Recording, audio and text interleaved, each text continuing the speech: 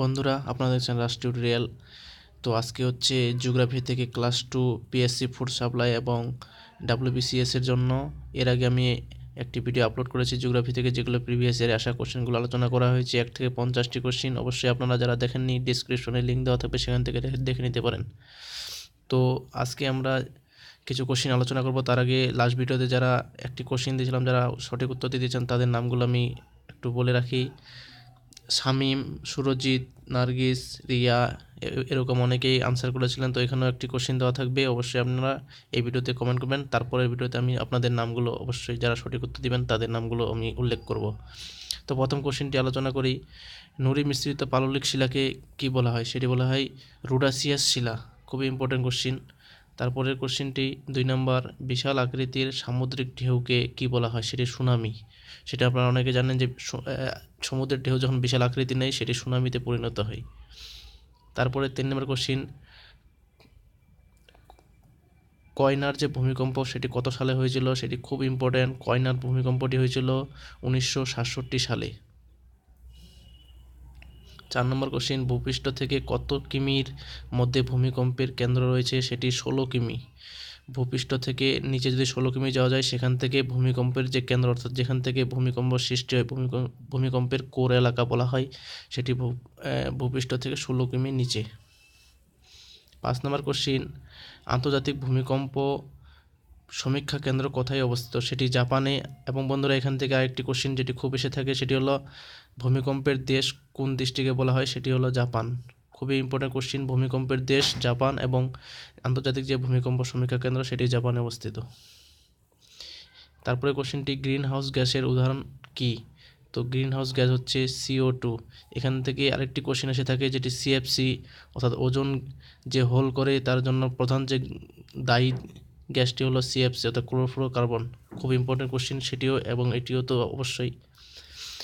7 নম্বর question, বিশ্ব পরিবেশ দিবস কবে পালিত হয়? সেটি 5ই জুন। খুব ইম্পর্টেন্ট কোশ্চিন।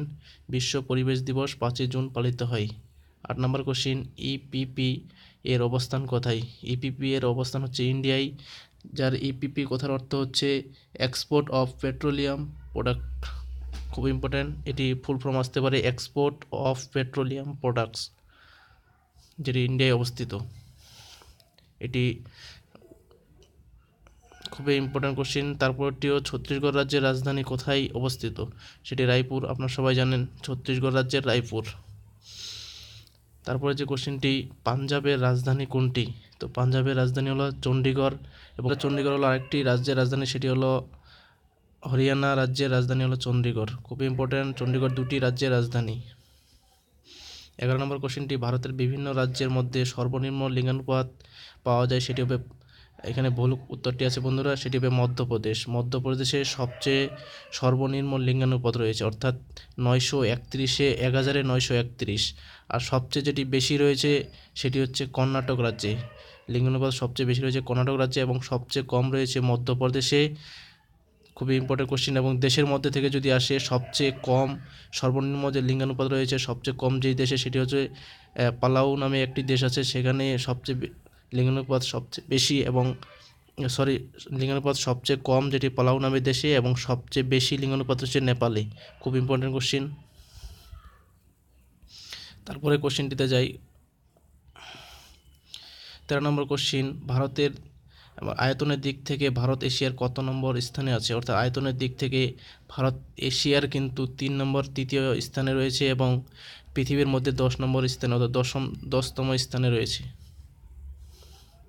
14 নম্বর কোশ্চিন, আয়তনের দিক থেকে কোন দেশ প্রথম স্থানে অবস্থিত? সেটি হলো রাশিয়া। রাশিয়াই সবচেয়ে আয়তনের দিক থেকে বড় দেশ পুরো পৃথিবীর।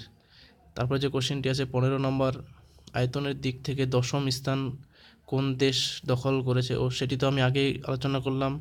তো সেটি ভারত 10 নম্বর, পুরো পৃথিবীতে 10 নম্বর স্থান করে রয়েছে, এবং এশিয়ার মধ্যে 3 নম্বর স্থান অধিকার করে রয়েছে। তারপরে যে কোশ্চেনটি 16 নম্বর, সোমালিয়ার রাজধানী কোথায় অবস্থিত? সেটি মোগাডিশু। 17 নম্বর কোশ্চেন, ভারতের ক্ষুদ্রতম প্রতিবেশী দেশটির নাম হলো ভুটান। এবং এখান থেকে একটি কোশ্চেন এসে থাকে, যেটি পশ্চিমবঙ্গ কোন প্রতিবেশী দেশের সাথে সবচেয়ে বেশি বর্ডার করে রয়েছে সেটি হবে বাংলাদেশ। পশ্চিমবঙ্গ বাংলাদেশের সাথে সর্ববৃহৎ বা সর্বদীর্ঘ যেটি বলা চলে বর্ডার করে রয়েছে। 18 নম্বর কোশ্চেন, ভারতের রাজ্য পুনর্গঠনের মূল ভিত্তি কী ছিল? তো ভারতের যে রাজ্য গঠন করা হয়েছিল তার পুনর্গঠনের মূল একটি কারণ ছিল সেটি ভাষার জন্যই দক্ষিণ ভারতের অনেক রাজ্য নতুন করে গঠন করা হয়েছে। 19 নম্বর কোশ্চিন, ভারতের ভাষার ভিত্তিতে গঠিত প্রথম রাজ্য কোনটি? সেটি হলো অন্ধ্রপ্রদেশ। ভুটানের প্রধান শিল্পের নাম কি? খুবই ইম্পর্টেন্ট কোশ্চিন। চা শিল্প হচ্ছে ভুটানের প্রধান শিল্প। শ্রীলঙ্কার প্রধান শিল্পের নাম হচ্ছে চিনি শিল্প। খুবই ইম্পর্টেন্ট কোশ্চিন। শ্রীলঙ্কার প্রধান শিল্প হচ্ছে চিনি। 22 নম্বর কোশ্চিন, ভারতে কত শতাংশ মানুষ কৃষির উপর নির্ভরশীল? সেটি বেশ 64% বা 64% বা পার্সেন্টেজ। এবং এখান থেকে আরেকটি কোশ্চিন এসে থাকে যে ভারতে কত শতাংশ মানুষ দারিদ্র্যতে ভোগে বা দারিদ্র জীবনযাপন করে? সেটি হবে 65%। তো এখান কৃষিকাজ থেকে 1% বেশি, অর্থাৎ কৃষিকাজে নির্ভরশীল 64% এবং দারিদ্রতায় নির্ভরশীল বা দারিদ্রতায় জীবনযাপন করছে 65%। তারপর যে কোশ্চেনটি 23 নম্বর, ভারতের কত শতাংশ মানুষ শিল্পের উপর নির্ভরশীল? তো শিল্পের উপর নির্ভরশীল মাত্র 6% মানুষ শিল্পের উপর নির্ভরশীল। আজকে যেগুলো কোশ্চেন আলোচনা করছি বন্ধুরা, এগুলো কোশ্চেন খুবই ইম্পর্টেন্ট পিএসসির ফুড সাপ্লাই এবং WBCS এর জন্য। তো যারা WBCS দিচ্ছেন অবশ্যই এবং পিএসসি দিচ্ছেন অবশ্যই ভিডিওগুলো দেখবেন এবং ভিডিওগুলো শেয়ার করবেন আপনাদের বন্ধুদের কাছে, এবং ভালো লাগলে লাইক করবেন এবং কমেন্ট করতে কিন্তু ভুলবেন না কেমন লাগলো এবং কোন সময় ভিডিওগুলো চান, টাইমটি ঠিক আমাকে জানিয়ে দিবেন, সেই টাইমে আমি আপলোড করে দেব। তারপরে কোশ্চেন বন্ধুরা, একটি সর্বজনীন সম্পদের উদাহরণ কি? তো সর্বজনীন সেটি হবে বায়ুপ্রবাহ, অর্থাৎ বায়ুপ্রবাহ কিন্তু সবার কাছে পৌঁছে যায় বা সবাই অনুভব করে থাকে। তারপরে কোশ্চেনটি 25 নম্বর, ভারতের প্রধান খনিজ সম্পদ কি? সেটি হবে কয়লা। কয়লা হলো ভারতের প্রধান খনিজ সম্পদ। কয়লা উত্তোলনে ভারতে কোন রাজ্যে প্রথম স্থান অধিকার রয়েছে? সেটি ঝাড়খণ্ড রাজ্য প্রথম স্থান অধিকার রয়েছে। একটি জীবাশ্ম জ্বালানির উদাহরণ দাও। সেটি হবে কয়লা। কয়লা একটি জীবাশ্ম জ্বালানি উদাহরণ। 28 নম্বর কোশ্চিন, কয়লা উত্তোলনে ভারতের স্থান কত? সেটি হচ্ছে তৃতীয়। ডিসেম্বর 2004 এর সুনামি ভারতে কিছু কিছু অঞ্চল ধ্বংস করেছে, তার উৎপত্তির কারণ হলো সেটি মায়ানমার প্লেট এবং ভারত প্লেটের নিচে ঢুকে যায়, সেই কারণেই কিন্তু 2004 সালে সুনামি হয়েছিল। এটি আগেও আলোচনা করেছি এবং আগের ভিডিওটি যারা দেখেননি অবশ্যই দেখে নেবেন, সেখানে অনেক ইম্পর্টেন্ট কোশ্চেন রয়েছে। নর্মদা নদীর প্রবাহিত হয় নিম্নলিখিত স্থানের মধ্য দিয়ে, সেটি হবে চুতি দ্বারা লাম্বাসারে উপত্যকার মধ্য দিয়ে। 31 নম্বর কোশ্চেন, কোন ঋতুতে আশ্বিনের ঝড় হয়? এটি খুবই ইম্পর্টেন্ট কোশ্চেন। সেটি হয় শরৎ ঋতুতে বা শরৎকালে আশ্বিনের ঝড় হয়। এবং পশ্চিমবঙ্গে আরেকটি ঝড় হয়ে থাকে যেটি খুবই ইম্পর্টেন্ট, আসে থাকে পরীক্ষায়, সেটি হলো কালবৈশাখী ঝড়।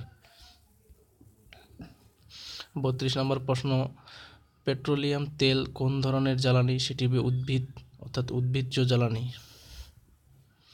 নিচের কোনটি নুন মাটিতে অবস্থিত? অর্থাৎ নুন মাটিতে যেটি অবস্থিত সেটি মনে রাখবেন বন্ধুরা, নুন মাটিতে অবস্থিত হলো সরকারি খনিজ তেল শোধনাগারটি নুন মাটিতে অবস্থিত। তারপরে কোশ্চেনটিতে যাই। 34 নম্বর কোশ্চেন, হিমালয়ের উৎপত্তি হয়েছে যেটি তেথিস জিওসিনক্লাইন থেকে। হিমালয়ের উৎপত্তি হয়েছে এবং হিমালয় একটি ভঙ্গিল পর্বত, এটিও মনে রাখবেন, এটি অনেক পরীক্ষা এসে থাকে। এবং আরাবল্লী অবশ্যই একটি ভঙ্গিল পর্বত, পুরনো ভঙ্গিল পর্বত। 36 নম্বর কোশ্চেন, ভারতে কার্পাস চাষ সব থেকে ভালো হয় কোন মাটিতে? সেটি হলো কৃষ্ণ মৃত্তিকায় সবচেয়ে কার্পাস চাষ ভালো হয়, সেটি দক্ষিণ ভারতে অবস্থিত এবং দক্ষিণ ভারতেই সবচেয়ে বেশি কার্পাস চাষ ভালো হয়ে থাকে। দুন শব্দের অর্থ কী? 37 নম্বর কোশ্চেন, খুবই ইম্পর্টেন্ট। অনুদৈর্ঘ্য যে উপত্যকা অর্থাৎ কম দৈর্ঘ্যের উপত্যকাকে বলা হয় দুন। ONGC কত খ্রিস্টাব্দে স্থাপিত হয়? আগে আমি বলে রাখি বন্ধুরা, এখান থেকে ফুল ফর্ম আসতে পারে ONGC। ONGCর ফুল ফর্ম হলো oil and natural gas corporation, অর্থাৎ oil and natural gas corporation কত খ্রিস্টাব্দে স্থাপিত হয়? সেটি 1956 সালে স্থাপিত হয়। তারপরে 39 নম্বর কোশ্চেন, এশিয়ার বৃহত্তম হাওয়া কল কোথায় অবস্থিত? সেটি মুপান্ডলে অবস্থিত। 40 নম্বর খুব ইম্পর্টেন্ট কোশ্চিন, হ্রদের শহর কাকে বলা হয়? সেটি হচ্ছে হায়দ্রাবাদ শহরকে হ্রদের শহর বলা হয়। অনেকগুলো হ্রদের সমন্বয়ে এই শহর গঠিত হয়েছিল বলে একে হ্রদের শহর বলা হয়। সবুজ নগর কোন শহরকে বলা হয়? অর্থাৎ চেন্নাইকে সবুজ নগর বলা হয়। চারদিকে অনেক সবুজ ছড়িয়ে রয়েছে বা সবুজ মানে গাছপালার জন্য এই চেন্নাই শহরকে, যেহেতু নিরক্ষরেখার কাছে, সেখানে অবশ্যই গাছপালার বেশ সারা বছর বৃষ্টিপাত হয়ে থাকে, তো সেই জন্য সবুজ শহর বলা হয়। 42 নম্বর কোশ্চিন, ভারতের মূলধনের শহর কাকে বলা হয়? সেটি মুম্বাই। মুম্বাইকে মূলধনের শহর বলা হয়। খুব ইম্পর্টেন্ট কোশ্চিন। মক্কার দ্বার কাকে বলা হয়? সেটি সুরাট। খুব ইম্পর্টেন্ট এটিও। আজকে যেগুলো কোশ্চিন আলোচনা করছি 1 থেকে 50টি, এবং এরপরে আমি 50 থেকে 100টি আরও কোশ্চিন দেবো। তো প্রতিদিন প্রায় জিওগ্রাফি থেকে 1000টি কোশ্চিন দেবো, এবং তারপরে হিস্ট্রি, সায়েন্স এবং ইন্ডিয়ান কনস্টিটিউট প্রত্যেকটির ভিডিও দিব। অবশ্যই আপনারা ভিডিওগুলো প্রতিদিন ফলো করবেন। তারপর 44 নম্বর কোশ্চেনটি, ভারতের গভীরতম বন্দর কোনটি? সেটি হলো পারাদ্বীপ, গভীরতম বন্দর। 45 নম্বর কোশ্চিন, এদের মধ্যে কোনটি কৃত্রিম পোতাশ্রয়? তো চেন্নাই যেটি পোতাশ্রয় রয়েছে সেটি কৃত্রিম। তারপরে কোশ্চেন 46 নম্বর, এদের মধ্যে কোনটি স্বাভাবিক পোতাশ্রয়? সেটি মুম্বাই। মুম্বাই হলো একটি স্বাভাবিক পোতাশ্রয়। তারপরে কোশ্চেনটি, ছোটনাগপুর অঞ্চলে আয়তন কত? সেটি হচ্ছে 80,000 বর্গ কিমি, যদিও এটি অতটা ইম্পর্টেন্ট না। তারপর একটি কোশ্চিন 48 নম্বর কোশ্চিন, গুজরাটের প্রধান শিল্পের নাম কি? সেটি হচ্ছে কাগজ শিল্প। খুবই ইম্পর্টেন্ট, গুজরাটের প্রধান শিল্পের নাম হচ্ছে কাগজ শিল্প। তারপর 49 নম্বর কোশ্চিন, জেচুয়ান শব্দটির অর্থ কটি নদী? অর্থাৎ জেচুয়ান শব্দটির অর্থ হচ্ছে 4টি নদী। চীনের হল্যান্ড কোন নদীর বদ্বীপ অঞ্চলকে বোঝায়? অর্থাৎ চীনের যে হল্যান্ড সেটি কোন নদীর বদ্বীপ অঞ্চলকে বোঝায়? সেটি হচ্ছে ইয়াংশি কিয়াং নদীর যে বদ্বীপ অঞ্চল রয়েছে সেখানে চীনের হল্যান্ড অবস্থিত। এবং বন্ধুরা, এখান থেকে আরেকটি খুব ইম্পর্টেন্ট কোশ্চিন, চীনের দুঃখ কোন নদীকে বলা হয়? সেটি হুয়াংহো নদীকে। খুব ইম্পর্টেন্ট, এটি এসে থাকে, চীনের দুঃখ হচ্ছে হুয়াংহো নদীকে বলা হয়। তারপর 51 নম্বর কোশ্চিন, যেটি আপনারা কমেন্ট বক্সে জানাবেন, এবং পরবর্তী ভিডিওতে আমি আপনাদের যারা সঠিক উত্তর করবেন আপনাদের নাম তুলে ধরবো। সেটি বলে রাখি, জাপানের কোসা ম্যাগনা অঞ্চল কি উৎপাদনের জন্য বিখ্যাত?